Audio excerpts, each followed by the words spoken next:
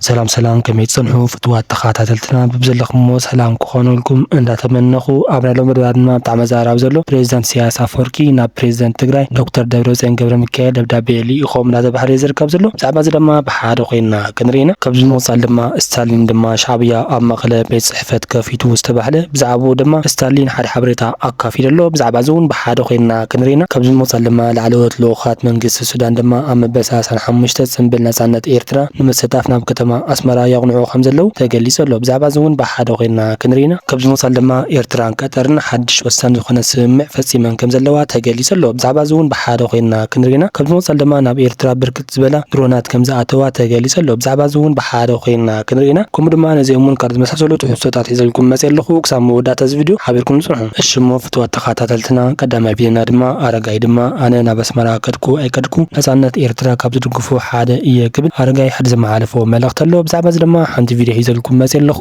እስኪ በዛ ቪድዮ እዚኣ ድማ ላይክ ምግባር ንጀምር ኣነ ኣስመራ ከድኩ ኣይከድኩ ነፃነት ኤርትራ ካብ ዝድግፉ ካብ ዘውዕሉ ሓደ እዩ ፈታውን ፀላን ክፈልጦ ዘለዎ ነፃነት ኤርትራውያን ብዋንነት ዘውዕልዎ ግን ንዓይ እውን ባዕለይ ኣብ ዘለኽዎ ኮይነ ቡናይ እናሰተኹ ተሓጒሳ ክውዕል እየ ከኽብሮ እየ ሎሚ ቴክኖሎጂ ኣሎ ካብ ኣስመራ ዝመሓላለፍ ኣብዚ ኮይነ ክሪኦ እየ ክሰምዖ እየ ብዙሕ ፀገም ዘለዎ ነገር ይኾንን ምናልባት ናይ ስራሕ ፀሓቐት ዘይሃልዩ ፍሉይ ኣጋጣሚ ኮይዱ ኣብ ኣስመራ ትውዕል ደስ ምበለካ የስ ኣብኡ ትዝውዕል ደስ ይብለኒ ግን ኣብኡ ዋዕልኩ ኣይዋዕልኩን ዓይ ማተር ዝገብር ኣይኮነን ስለዚ ኣብኡ ድኻ ክትውዕል ኣብዚ ድኻ ክትውዕል ዝብል ጉዳይ ኣይወሰንኩን ኩነታት ናይ ትግራይ ዝውስኖ ኩነታት ናይ ትግራይ ምስቲ ዘሎ ሕዚ ናይ ፀጥታ ሓደጋ ክመፀና ዝኽእል ካብ ሽዋ ካብ ኣብይ ኣሕመድ ክመፀና ዝኽእል ሓደጋ ብጣዕሚ ከቢድ ስለ ዝኾነ ኣብ ስራሕ ስለ ዘለና ግዜ ፋታ ተገኒዩ በፅሕቲ ዝመፅእ ደስ ይብለኒ ተዘይኮይኑ ከዓኒ ኣብዚ ዘለና ኮይና እንድሕር ውዕልና ኮይና ነፃነት ናይ ኤርትራውያን ነፃነት እዩ በዓለይ ንዓይ እውን ኣነ እውን ከኽብሮ እየ የኽለካ ደለይ ስለዚ ኣብኡ ብዙሕ ታይሽሙ የብሉን ግን በዚ ኣጋጣሚ እዚ ንኩሎም ኤርትራውያን ንመንግስቲ ኤርትራ ግን የኋና እንኳዕ ደስ በለኩም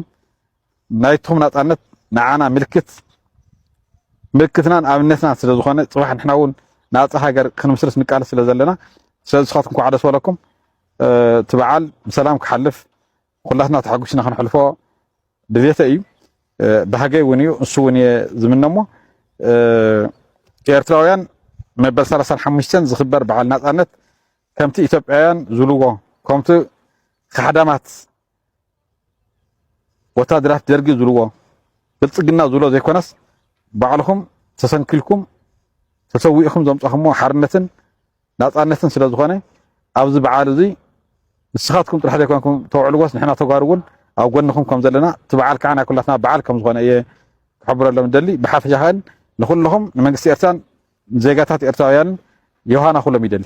ካብዚ ንወፃል ድማ ተንታኒ ፖለቲከኛ ተስፋይ ታደሰ ድማ ቁመናና ብደንቢ ይፈልጦ እዩ ከምኡ ድማ ኣብ መንጎ ህዝቢ ትግራይን ህዝቢ ኤርትራን ዘሎ ፅምዶ ኣብ መንጎ ህዝቢ ኣምሓራን ህዝቢ ትግራይን ዘሎ ፅምዶ ብልፅግና የደንግፆ ኣሎ ክብል ሓደ ዘመሓላለፎ መልእኽቲ ኣሎ እስኪ ሰሜናይ ንመለስ ዝፎትዮም ከይመስለካ ቁመናና ብደንቢ ፈሊጦም ወይ ድሓርቲ ዓብይነ ከዓ እቲ ፅምዶ ርእሶም መዚርዎም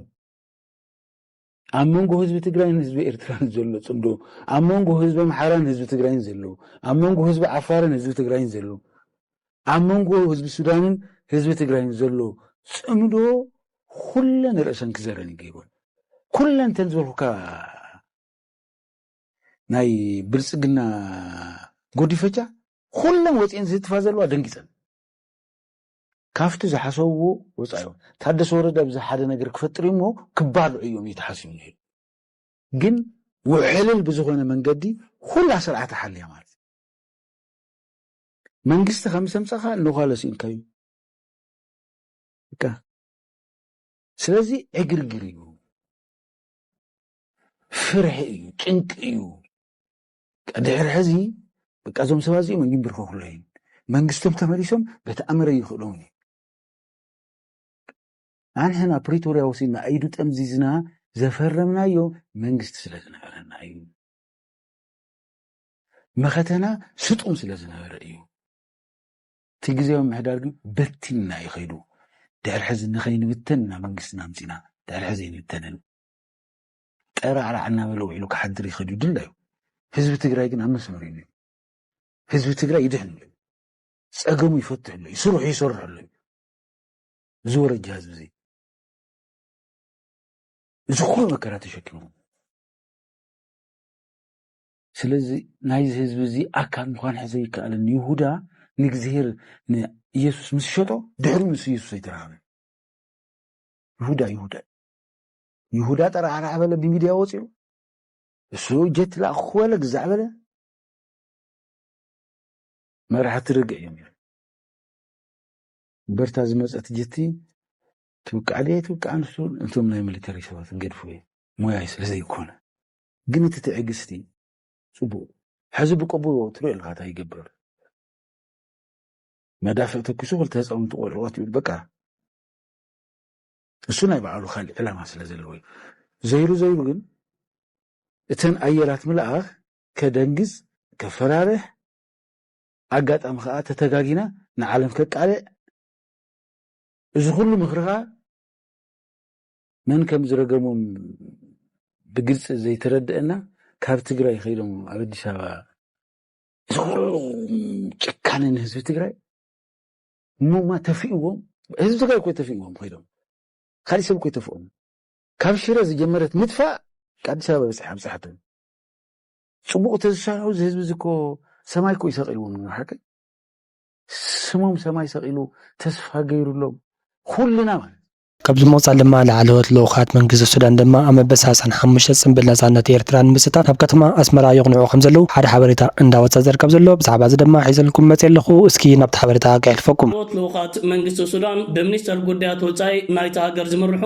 ኣብ መበል 35 ዓመት ዕለተ ናጽነት ኤርትራ ንምስታፍ ናብ ከተማ ኣስመራ ይቕንዑ ከም ዘለው ትማሊ መራኸቢታት ናይ ሱዳን ዜናን ፀብጻባትን ሒዘን እናወፃ ይርከብ ኣለዋ ኣብ መንጎ ክልቲአን ሃገራትን ኣሕዋት ህዝብታትን ዘሎ ሕውነታውን ታሪኻውን ዝምድና ካብ ግዜ ናብ ግዜ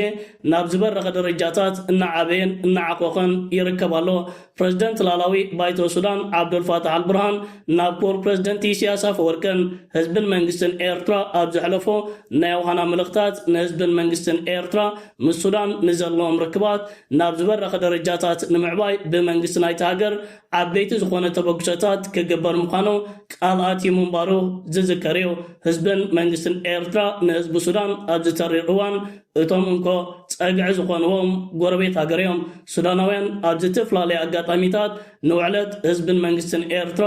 ምስጋኖም ክገልጹ ፀኒሖም ኣለውን ጸላዊት ዝኾነት ሱዳናዊት ድምፃዊት ኣብቲ ኣብ ስታዲየም ኣስመራ ዝካየድ ወግዓዊ ጽምብል መበል 35 ዓመት ዕለተ ናጽነት ኤርትራ ፍርያታ ክተቐርብ ምዃናውን ካልእ ሓበሬታታት እናወፀ ይርከብ ኣሎ ኣብ መንጎ ህዝቢ ኤርትራን ህዝቢ ሱዳንን ዘሎ ርክባት ካብ ግዜ ናብ ግዜ ናብ ዝዓበየ መድረኻት ይሰጋገር ኣሎ ካብዚ መውፃእ ድማ ኤርትራን ቀጠርን ሓድሽ ስምምዕ ፈፂመን ከም ዘለዋ ሓደ ሓበሬታ እንዳወፃ ዝርከብ ዘሎ ብዛዕባኡ ድማ ሒዘልኩም መፅእ ኣለኹ እስኪ ናብቲ ሓበሬታ ከሕልፈኩም ኤርትራን ቀጠርን ነቲ ኣብ ሓደ እዋን ኣብ ቀርኒ ኣፍሪቃ ሓቀኛ ፖለቲካዊ ሚዛን ዝሓዘ ሽርክነትን ድሕሪ ናይ ዓመታት ድሩት ህዝባዊ ዲፕሎማሲ ሓድሽ ኣቓልቦ መሃበን ይግለጽ ኣሎ ብመሰረት መግለጺ ሚኒስትሪ ወፃኢ ጉዳያት ቀጠር ሚኒስትር ጉዳያት ወፃኢ ኤርትራ አቶ ዑስማን ሳልሕ ምስ ኣብ ኣስመራ ዝርከብ ፈጻሚ ጉዳያት ኤምባሲ እታ ሃገር ጋነም ቢን መሐመድ ኣልማዒድ ሎሚ ሐሙስ 21 ግንቦት ከም ዝተረኸበ ሓቢሩ እቲ ሚኒስትሪ ኣብ ናይ ኤክስ ማሕበራዊ መራኸቢታቱ ብዘስፈሮ ጽሑፍ መሰረት እቲ ርክብ ኣብ መንጎ ኤርትራን ቀጠርን ዘሎ ምትሕብባር ዳግማይ ከም ዝገምገመ ብሓጺሩ ገሊጹ እዚ መግለጺ ሓጺር እኳ እንተኾነ ኣብ ዲፕሎማሲ ኤርትራን ወሽመጥ ዓረብን ብፍላይ ከዓ ቀጠር ኣገዳሲ ትርጉም ከም ዘለዎ ዝግለጽ ዘሎ ቀጠር ምስ ኤርትራ ድሕሪ ረፈረንደም ዝጀመረ ነዊሕ ዝጸንሐ ዲፕሎማሲያዊ ዝምድናታታ ብምሕላው ኣብ ዞባዊ ፖለቲካ ወይ ስትራቴጂካዊ ጉዳያት ሃገርና ንልዕሊ 10 ዓመታት ዕዙዝ ተራ ዝጸንሐ ኤምባሲ ዓቂባ ኣብ ዘላትሉ መድረኽ ዝተገብረ ርክብ ብናይ ፖለቲካ ቋንቋ ብሓጺሩ ዝተገልጸ ክልታዊ ምትሕብባር ዝገልጽ ጥራይ ዘይኮነስ ከም ናይ ግብጺ ኣብዚ ሓጺር እዋናት ዝተበጽሐ ስምምዓት ዝመስል ኣካይዳ ከም ዘለዎ ክግለጽ ይከኣል ኣብ ግንቦት 2010 ፕሬዝደንት ኢሳያስ አፈወርቂ ኣብ ንግዲ ኢንዱስትሪ ሕርሻ ወፍርን ካልኦት ዓውድታትን ዝምድናታት ንምድልዳል ኤርትራን ግብጽን ግብራዊ ስጉምቲ ክወስዳ ከም ዝተሰማምዓ ንቴሌቪዥን ግብጺ ዝሓበሮ ድሒሩ ብዝተፈላለዩ ምኽንያት ኣብ ተግባር ዘይወዓሉ ስምምዓት ኣብዚ ሕጂ እዋን በመምሕዳር አልሲሲ ታሪኻዊ ደረጃ በፂሖም ኣብ ዘለውሉ ወርሒ ኤርትራን ቀጠርን ኣብ መንጎን ዘሎ ምትሕብባር ዳግማይ ገምጋም ክገብራ ጀሚረን ምህላወን ዝገልጻ ዘለዋ كبز مصال دما شعبية أب مقلة بيت صحفت كفيتو استبعله بزعبو دما ستالين حد حبرتا أكافي للو سكي سمينين ملس شعبية مقلة صحفت بيت قبا سيبال بزو سو دس ولوتال يمرينو أني السي سلاتي سمرة ميبال على مزمورة السي سلاتي زمرن كبز مصال دما بريزيدنت سياس أفريقي نا بريزيدنت تግራይ دكتور دبرጽዮን ገብረሚካኤል ደብዳቤ ሊኹም እንዳተባለ ዝርከብ ዘሎ ብዛዕባ እዚ ድማ ሓደ ሓበሬታ እንዳወፃ ዝርከብ ዘሎ እስኪ ነብቲ ሓበሬታ ቀል ፕሬዚደንት ኤርትራ ኢሳያስ አፈወርቂ ናብ ትግራይ አቦ ወንበር ህዝባዊ ወያነ ሓርነት ትግራይ ዝተመለሰ ቤት ምክሪ ድማ ፕሬዚደንት ኮይኖም ዝተመረፁ ዶክተር ደብረጽዮን ገብረሚካኤል ደብዳቤ ሊኹም እዩ ዝብል እቲ ደብዳቤ እንታይ እዩ ዝብል ንምልከት እሞ ብዛዕባ እቲ ደብዳቤ ድማ ዝርዝር መረጋፅታት ኩነታትን ድማ መልከት ኢና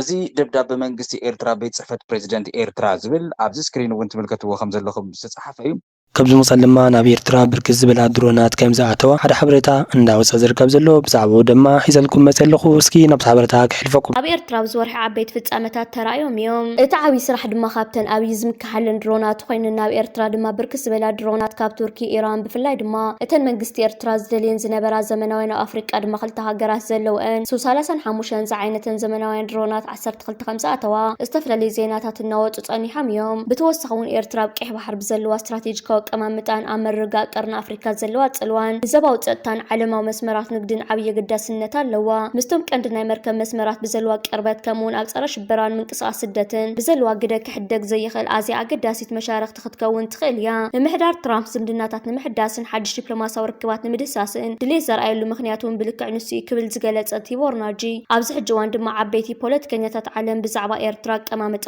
ብሰፊሑ ክፅሕፉ ይረኣዩ ኣለዉ እሺ ሞ ፍትዋት ተኸታተልትና ልምዓት ተረና حبرتان زي مثل نيرو كساكت عليه بحدش فيديوهات نرخب كل فيديو مساهم لايك مبارك يترسو سنة نايجزي